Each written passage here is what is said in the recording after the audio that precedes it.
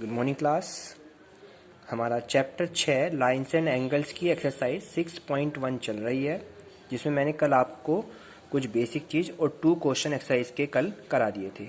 आज मैं आपको इसकी एक्सरसाइज का 6.1 का ही क्वेश्चन नंबर 3 से स्टार्ट कराता हूँ। चलिए स्टार्ट करते हैं। चित्र में ये आकृति दी हुई है। इस आकृति में कह रहा है कि कोण PQR इक्वल है एंगल ऑफ PRQ के। PRQ के ये हमें गिवन है। PQR जो है PRQ के, यानी ये एंगल इस एंगल के क्या है, इक्वल है, ये हमें बोल रहा है इसमें। ठीक है, तथा कह रहा है सिद्ध कीजिए। क्या कह रहा है बच्चों इसमें?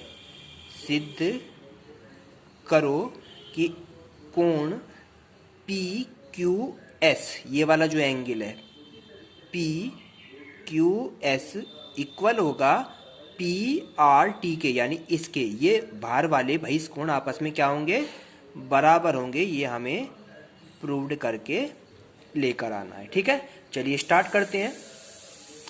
देखिए, एंगल ऑफ PQS, कोण PQS, ठीक है, तथा एंगल ऑफ PQR, PQS और PQR, एंगल ऑफ PQR। इस टाइप का मैंने एक आपको डायग्राम बताया था, PQS वाला और PQR।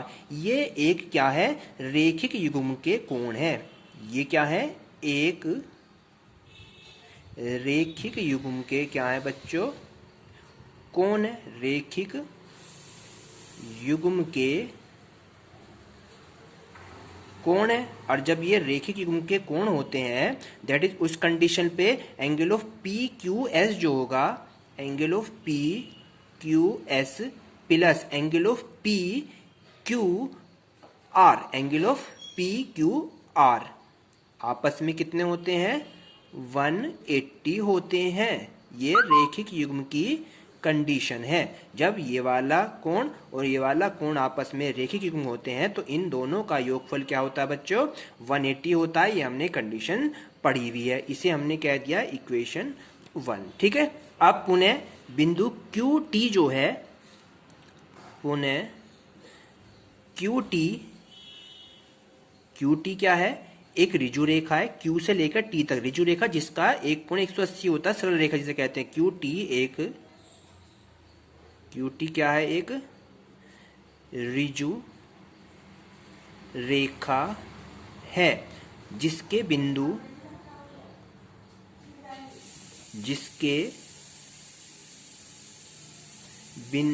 R, ये जो पॉइंट है, जिसके बिंदु R पर रेखा PR मिलती है। PR मिलती है, तो उस कंडीशन पे क्या होगा? इसलिए अतः हमारे पास कंडीशन क्या हो जाएगी बच्चों? इसलिए ये पुनः लिखा है। ठीक है, पुनः। ठीक है, अतः angle of PRT, angle of PRT ये बाहर वाला कोण, तथा angle of PRQ,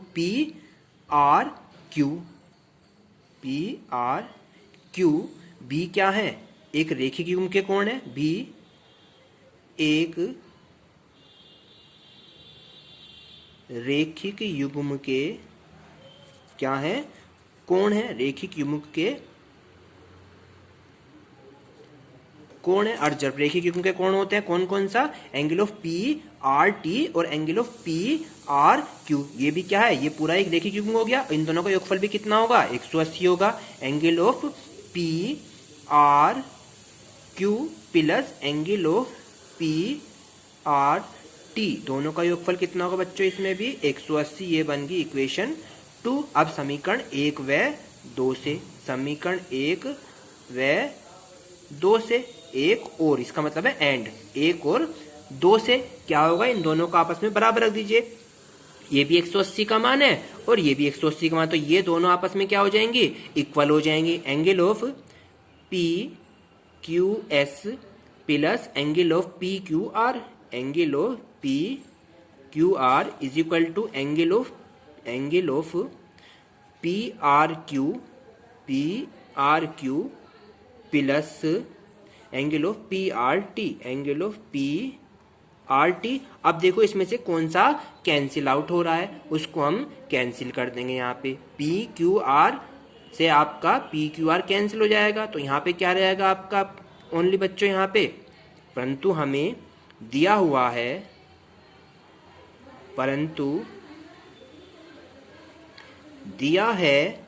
angle of P Q are का मान कितना दिया हुआ है, angle of P R Q, ये ऊपर लिख रखा है मैंने सबसे जस्ट ऊपर कि पी क्यू आर जो है पी आर क्यू के बराबर है। तो जहां पर आपने पी क्यू आर लिखा है, जहां पर आपका पी क्यू आर लिखा हुआ है, ये लिखा ना आपका पी क्यू आर, इस पी क्यू आर की जगह लिख देंगे पी आर क्यू लिख देंगे यहाँ भी, तो ये हो जाएगा angle of P Q S as it is रख लीजिए, और पी क्यू आर की जगह क्या रख देंगे यहाँ पे, angle of P R Q, और बाकी element P R Q as it is plus angle of P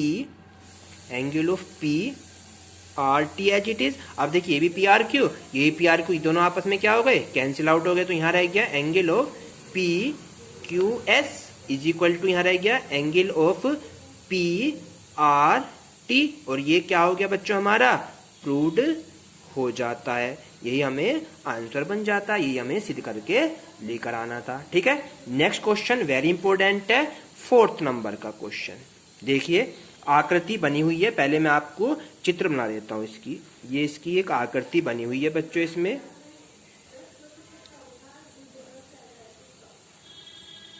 ये एक चित्र बना हुआ है इस टाइप से, सी पॉइंट, ए पॉइंट,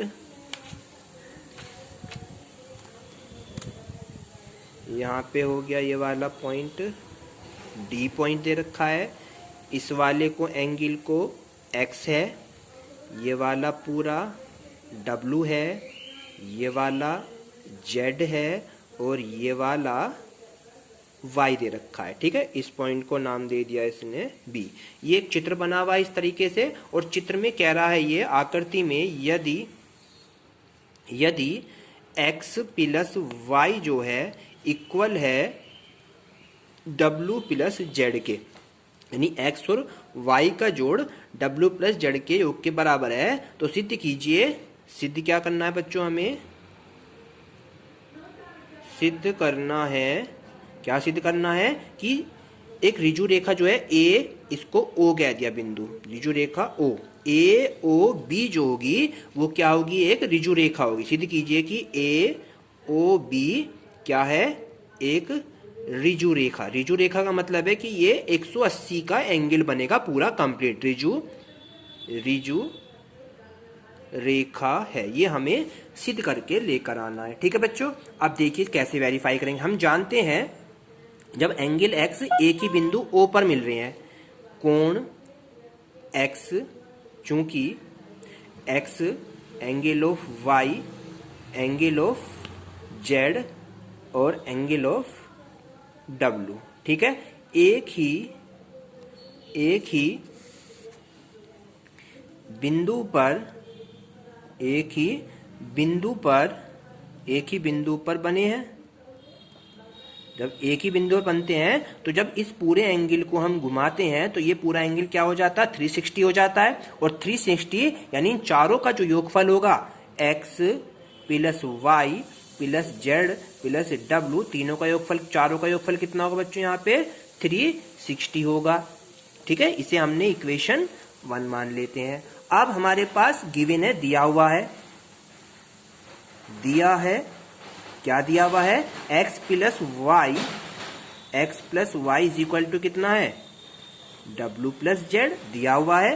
तो x प्लस वाई ऐसे रख लीजिए, w भी इधर लिया, ये माइनस का हो जाएगा, z भी इधर आके माइनस का, इक्वल में कुछ नहीं बचा, ये इक्वेशन 2 बन जाती है। अब समीकरण 1 और 2 से, समीकरण 1 व 2 से, समीकरण 1 है हमारे पास x plus y plus z plus डब्लू इज इक्वल टू 360 और दूसरी है x plus y minus z minus डब्ल्यू इज इक्वल टू 0। अब दोनों इक्वेशन को सोल्व करना हमें आता है। z प्लस के z माइनस के कैंसिल आउट, ऐसी w कैंसिल आउट, तो एक x और एक x कितने हो गए बच्चों यहाँ पे 2x और एक y 2y और 360 एज इट इज हो जाता है। और इन दोनों में से 2 कॉमन आ गया, यहाँ रह गया x plus y is equal to 360 और x प्लस वाई ऐसी 2 इसके अपोन में चला जाता है, यानी 2 से इसे हम क्या कर देते हैं बच्चों डिवाइड कर देते हैं। तो ये हो गया आपका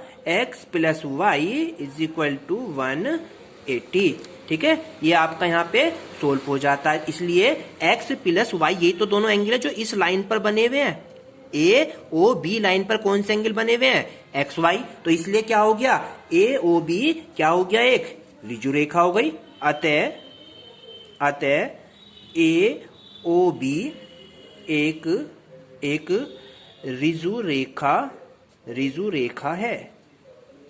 रिजु रेखा का मतलब कि उसका इन दोनों का योगफल कितना आना चाहिए था 180 आना चाहिए था, 180 आ जाता है, तो ये हमारा वेरीफाई हो जाता है, प्रूव्ड हो जाता है। ठीक है, ये हो गया 4th क्वेश्चन।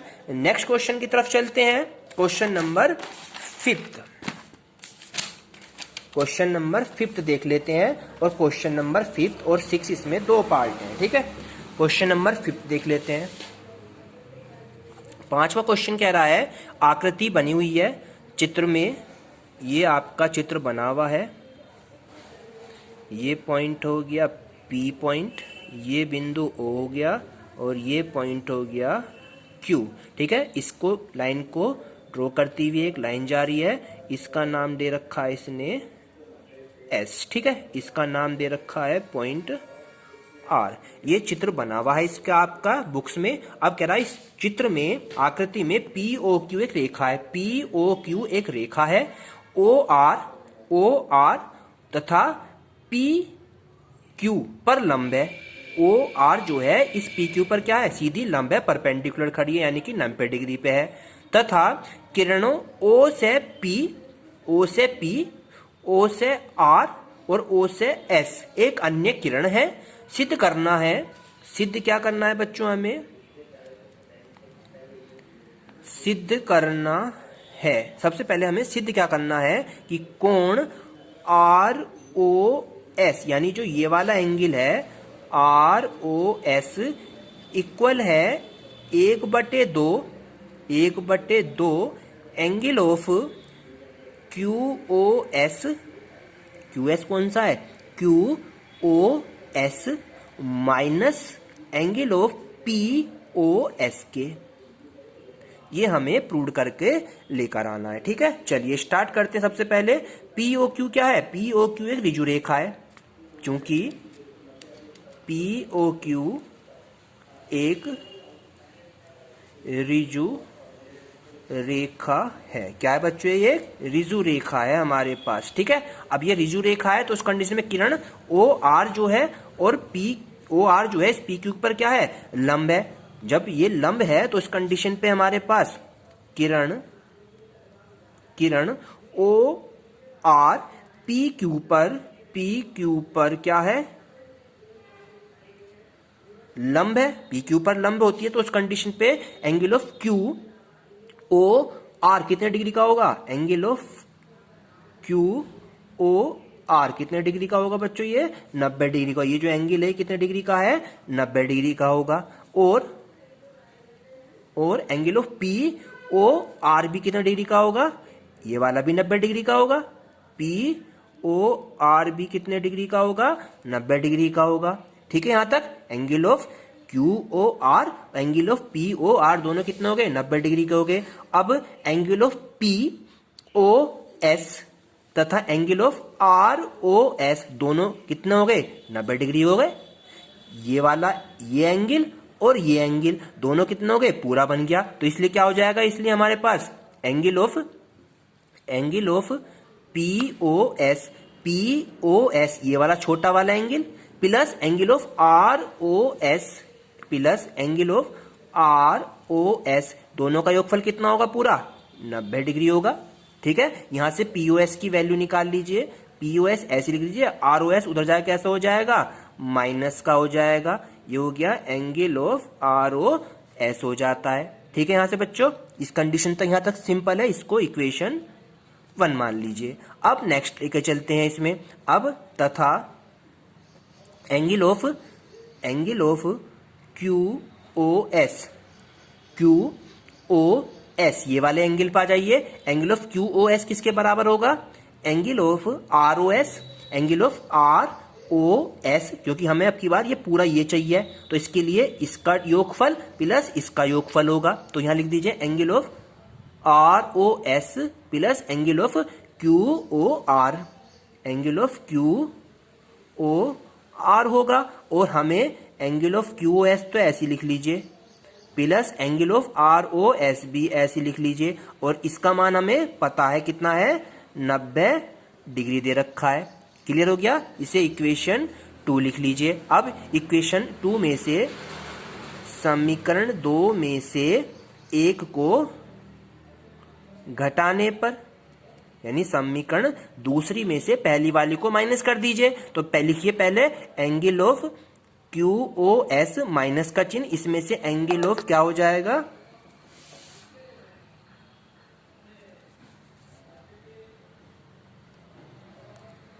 क्या हो जाएगा बच्चों, इसमें आपका ये एंगल ऑफ कितना हो जाएगा, QOS में से एंगल ऑफ POS माइनस हो गया। ठीक है, इसमें से इसको माइनस कर देंगे एज इट इज, इसमें से इसको माइनस करेंगे। तो इसमें माइनस करेंगे 90 से 98 कैंसिल आउट हो जाएगा आपका, 90 से 90 कैंसिल आउट हो जाएगा। तो यहाँ ROS और ROS बचेगा बस, angle of ROS plus angle of ROS, और ये वाला angle of QOS minus angle of POS। और ROS कितना हो गए, 2 ROS कितने हो गए, एक एरा एक मिलके कितने हो गए, 2 हो गए। 2 इसके अपोन में ले जाएंगे, तो इधर आके ये 1/2 हो गया। तो यहाँ पे रह गया angle of QOS minus angle of POS, और यहाँ रह गया ओनली एंगल ऑफ ROS। तो आप इसको पहले लिख लीजिए बस, एंगल ऑफ ROS बराबर हो गया किसके, 1/2 angle of QOS minus angle of POS के। तो यही हमें क्या करना था बच्चों, यहाँ पे प्रूव करके लाना था। ये हो गया हमारा, प्रूव हो गया। ठीक है, इस तरीके से ये क्वेश्चन कंप्लीटली हो जाता है आपका। अब इसका केवल लास्ट क्वेश्चन रह गया है, कल मैं आपको इसका लास्ट क्वेश्चन कंप्लीट कराऊंगा। ठीक है, इसे अपनी नोटबुक में कंप्लीट कर ले, और प्रॉब्लम आती है तो आप मुझे कल बता दीजिए। Thank you.